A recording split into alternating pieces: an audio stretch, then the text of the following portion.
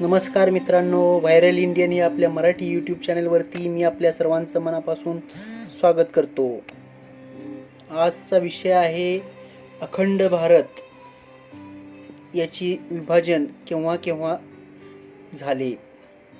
तुमच्यापैकी किती जणांना भारताच्या विभाजनाबद्दल माहिती आहे? भारताची फाळणी किती वेळा झाली? ब्रिटिश राजवटीने 61 वर्षांत 7 वेळा भारताची फाळणी घडवून आणली. अफगाणिस्तान 1876 मध्ये भारतापासून वेगळे झाले. 1904 मध्ये नेपाळ वेगळा झाला. 1906 मध्ये भूतान वेगळा झाला. 1907 मध्ये तिबेट वेगळा झाला. 1935 मध्ये श्रीलंका, तर 1937 मध्ये म्यानमार म्हणजेच बर्मा, आणि आपल्या सर्वांना तर 1947 चे भारत पाकिस्तान विभाजन माहिती आहेच. अखंड भारताची फाळणी. अखंड भारत हिमालयापासून हिंदी महासागरापर्यंत आणि इराण पासून इंडोनेशियापर्यंत विस्तारलेला आहे. 1857 मध्ये भारताचे क्षेत्रफळ 83 लाख चौरस किलोमीटर होते, जे सध्या फक्त 33 लाख चौरस किलोमीटर आहे. म्हणजे 50 लाख चौरस किलोमीटरचा क्षेत्र हा भारतापासून वेगळा करण्यामध्ये ब्रिटिश सरकार सक्सेसफुल झाले. आज फक्त 33 लाख चौरस किलोमीटरच्या भारतभूमीमध्ये आपण राहतो. वर्ष 1857 ते 1947 पर्यंत भारताचे बाह्य शक्तींनी अनेक वेळा तुकडे केले. पूर्वीच्या भारतापासून खालीलप्रमाणे विभक्त: 1876 मध्ये अफगाणिस्तान, 1904 मध्ये नेपाळ, 1906 मध्ये भूतान, 1907 मध्ये तिबेट, 1935 मध्ये श्रीलंका, 1937 मध्ये म्यानमार आणि 1947 मध्ये पाकिस्तान. श्रीलंकेचे विभाजन ब्रिटिशांनी 1935 मध्ये भारतापासून केले. श्रीलंकेचे जुने नाव सिंहल द्वीप होते. सिंहल द्वीप हे नाव नंतर सिलोन असे ठेवण्यात आले. सम्राट अशोकाच्या काळात श्रीलंकेचे नाव तामपर्नी होते. सम्राट अशोकाचा मुलगा महेंद्र आणि मुलगी संघमित्रा बौद्ध धर्माचा प्रचार करण्यासाठी श्रीलंकेत गेले. श्रीलंका हा अखंड भारताचा एक भाग आहे.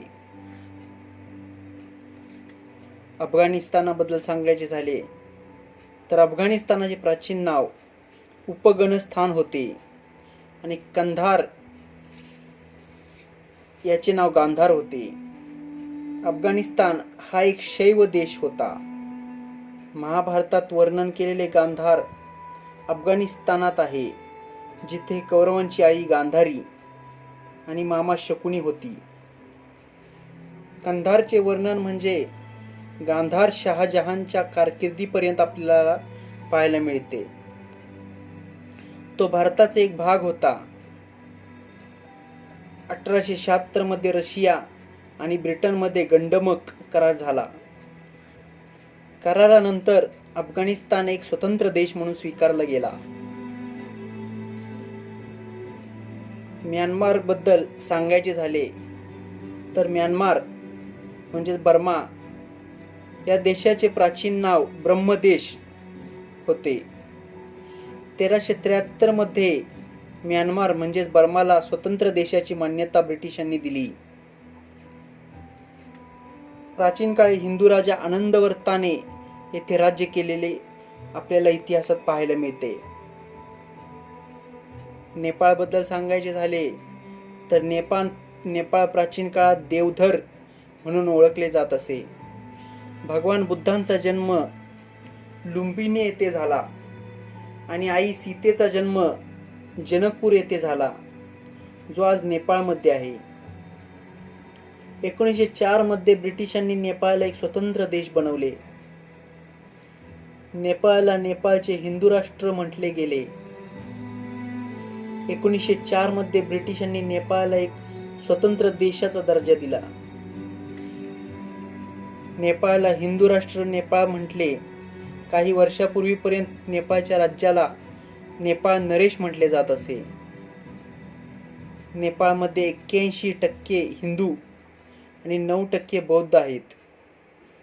सम्राट अशोक आणि समुद्रगुप्त यांच्या काळात नेपाळ हा भारताचा अविभाज्य भाग होता. 1151 मध्ये नेपाळचे महाराजा त्रिभुवन सिंह यांनी भारताचे तत्कालीन पंतप्रधान पंडित जवाहरलाल नेहरू यांना नेपाळचे भारतात विलीनीकरण करण्याचे आवाहन केले, पण जवाहरलाल नेहरूंनी हा प्रस्ताव नाकारला. थायलंड 1393 पर्यंत सियाम म्हणून ओळखले जात होते. अयोध्या, श्री विजय इत्यादी प्रमुख शहरे होती.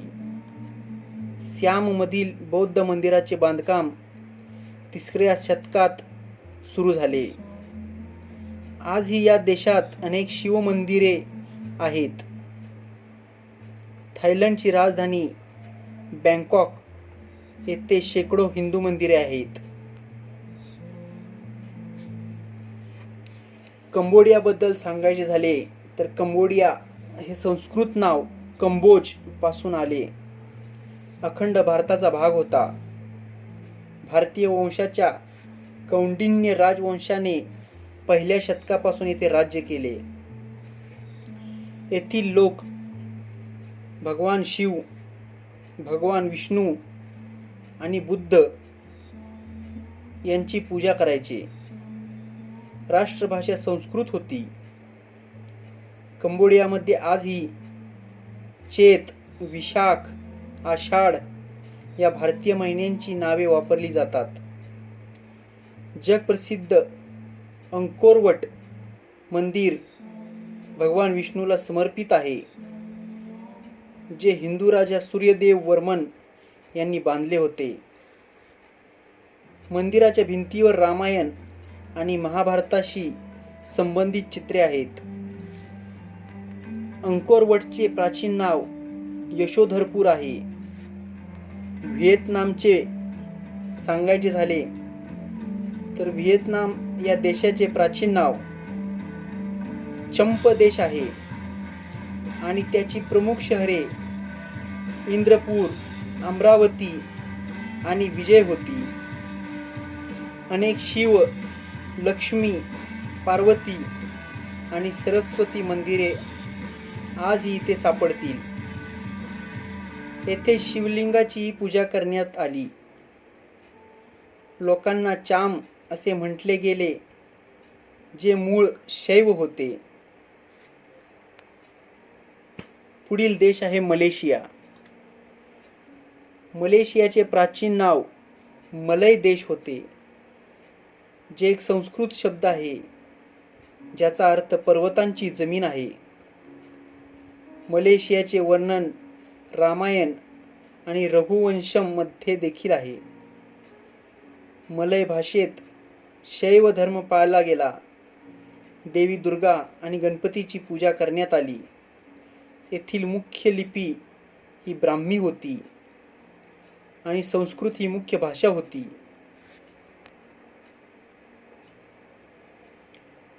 पुढील देश आहे इंडोनेशिया.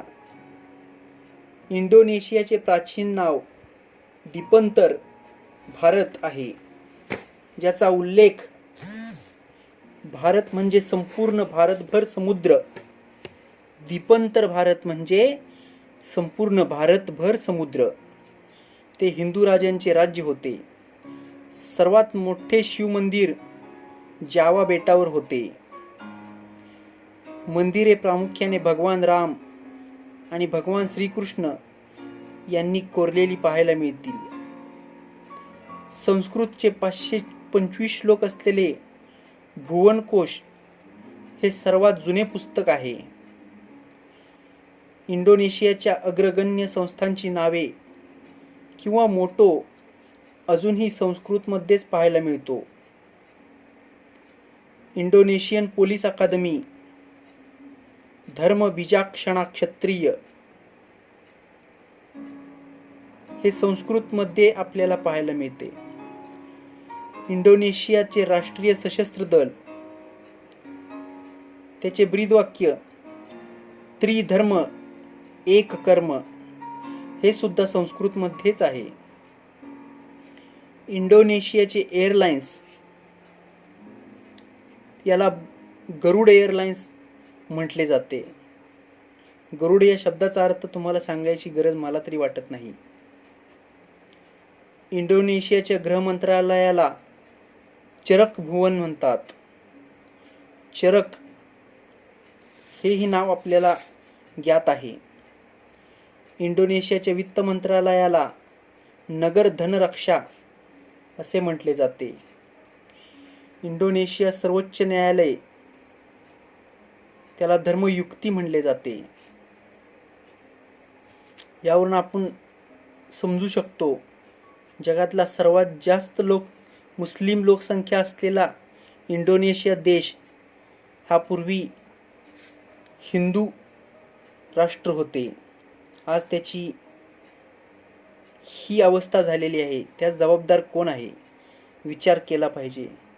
आपण आपल्या लोकांचे रक्षण केले पाहिजे, आपल्या धर्माचे रक्षण केले पाहिजे.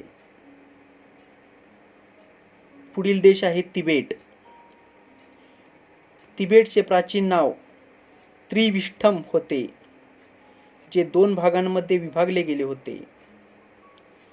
1907 मध्ये चीनी आणि ब्रिटिश यांच्यात झालेल्या करारानंतर एक भाग चीनला आणि दुसरा भाग लामाला देण्यात आला. लामा म्हणजे तिबेटी बौद्ध यांचे प्रमुख होत.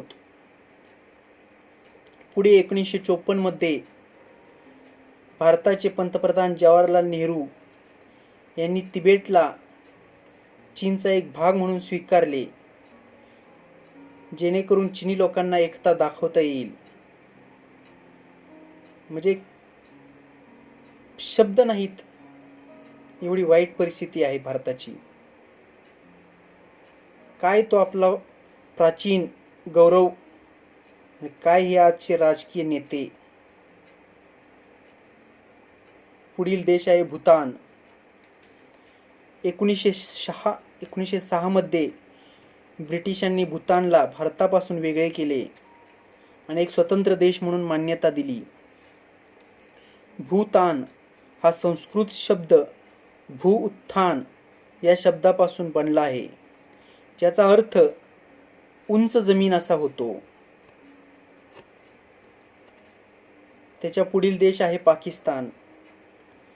14 ऑगस्ट 1947 रोजी भारताची फाळणी झाली आणि पूर्व पाकिस्तान आणि पश्चिम पाकिस्तान म्हणून पाकिस्तान अस्तित्वात आला. मोहम्मद अली जिन्ना 1940 पासून धर्माच्या आधारावर वेगळ्या देशाची मागणी करत होते, जे नंतर पाकिस्तान बनले. पुढे 1971 मध्ये भारताच्या सहकार्याने पाकिस्तानचे पुन्हा विभाजन झाले आणि बांगलादेश अस्तित्वात आला. पाकिस्तान आणि बांगलादेश हे भारताच्या मूळ भूमीपासून वेगळे आहे, त्याला जबाबदार कोण? अशाच प्रकारे भविष्यातही भारताचे तुकडे व्हावेत असंच राजकारण्यांचं कार्य दिसत आहे. आपल्याला एक देश म्हणून, एक समाज म्हणून जागृती येणे अत्यंत गरजेचे आहे. आज 83 पासून 33 एवढी आपली जमीन झाली. यापेक्षा काय मोठे दुर्दैव. हिंदू समाजाने व भारतातील सर्व जनतेने पुन्हा एकदा आपल्या अखंड भारताच्या निर्मितीसाठी व देशाच्या ऐक्यासाठी प्रयत्न करायला हवेत. देशाचे पूर्वीचे गौरव पुन्हा मिळवून देण्यासाठी आपण सर्व भारतीयांनी एकनिष्ठ होऊन एकात्मता जपली पाहिजे. तर मित्रांनो, आजचा लेख तुम्हाला कसा वाटला हे कमेंट बॉक्समध्ये लिहून कळवा. व आपल्या सर्वांच्या लाडक्या व्हायरल इंडियन या मराठी यूट्यूब चॅनेलवरती लाईक, कमेंट आणि सबस्क्राईब करायला विसरू नका, जेणेकरून अशीच उत्तमोत्तम माहिती आपल्यापर्यंत घेऊन येण्यास आम्हाला वाव मिळेल. चला तर मग पुन्हा भेटू एका नवीन व्हिडिओसोबत. जय हिंद, जय महाराष्ट्र, जय जिजाऊ, जय शिवराय.